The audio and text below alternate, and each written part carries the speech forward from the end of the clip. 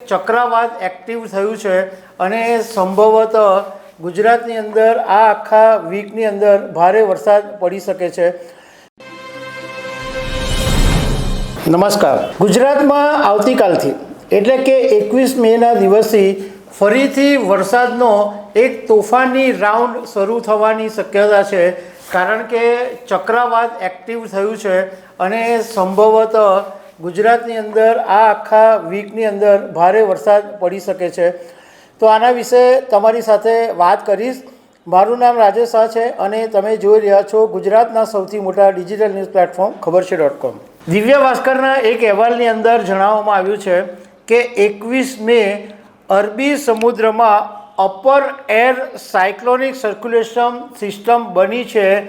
એ 22 મેના દિવસે લો પ્રેશરમાં ફેરવાઈ શકે છે અને 24 મેના દિવસે આ સિસ્ટમ છે એ મુંબઈ નજીકથી પસાર થશે અને 25 મેના દિવસે ગીર સોમનાથ અને પોરબંદર ઉપરથી પસાર થઈ શકે છે અને 26 અને 27 મેના દિવસે આ સિસ્ટમની જે અસર છે એ ગુજરાતમાં જોવા મળશે।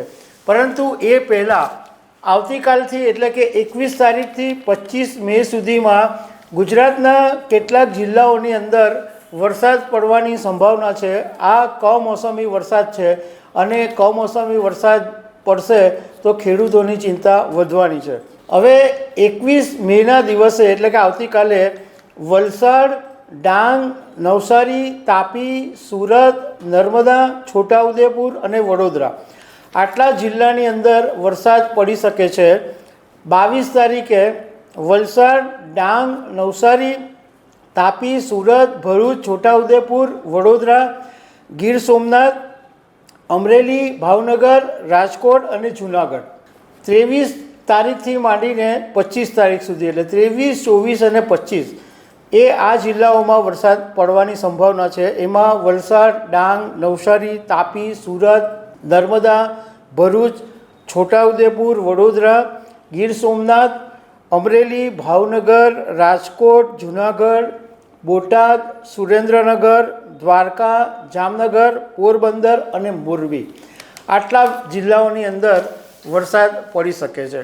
હવે નિષ્ણાતોનું કહેવું એમ છે કે અરબી સમુદ્રની અંદર હાલનું જે તાપમાન છે એ 29થી 30 ડિગ્રી છે અને 26 ડિગ્રીથી ઉપરનું જે તાપમાન હોય એ ટ્રોપિકલ સાયક્લોન ડેવલપમેન્ટ માટે યોગ્ય ગણાય છે।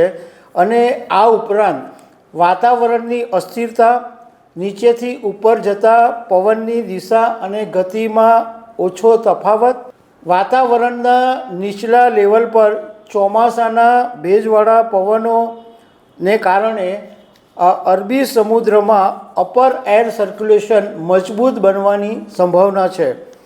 અને જાણકારોનું કહેવું એમ છે કે આ અપર એર સર્ક્યુલેશન બનશે અને એ મજબૂત બનીને આગળ વધીને કઈ દિશામાં વળશે એ કહેવું અત્યારે મુશ્કેલ છે। પરંતુ જો એ ઓમાન તરફ વળશે તો ચોમાસું આગળ વધવાની જે પ્રક્રિયા છે એ થોડી ધીમી પડી શકે છે। તો દર્શક મિત્રો, આવી અનેક વાતો સાથે અમે તમને મળતા રહીશું। Thank you very much.